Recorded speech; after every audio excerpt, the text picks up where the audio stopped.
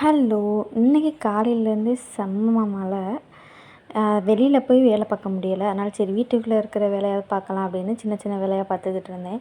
நேற்று என் ஹஸ்பண்ட்ட போர்வை கேட்டேன்னு ஒரே காரணத்துக்காக இருக்கிற எல்லா போர்வையும் எடுத்து கலைச்சி போட்டுட்டாங்க.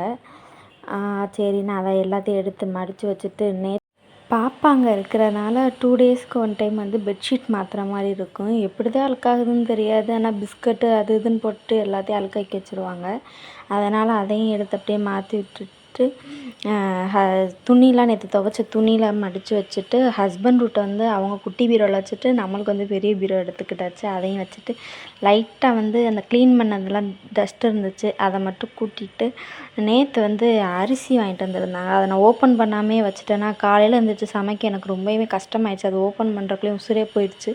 அதனால் சரி அதையும் எடுத்து கொட்டி வச்சிடலாம் அப்படின்ட்டு நான் கொட்டிக்கிட்டு இருந்தேன். பாப்பா வந்து அந்த அரிசியை பார்த்தா மட்டும் என்ன ஒரு சந்தோஷம்னு தெரியாது. அதை எடுத்து போட்டு நோண்டிக்கிட்டு இருந்தாங்க. அப்படியே எடுத்து கொட்டிட்டு கொஞ்சோண்டு பாப்பாவோட ட்ரெஸ் எல்லாம் உலஞ்சி போயிருந்துச்சு. அதை மட்டும் எடுத்து மடித்து வச்சுட்டு பாப்பாவுக்கு வந்து மத்தியானத்துக்கு வந்து முட்டை சாதம் மட்டும் கொஞ்சம்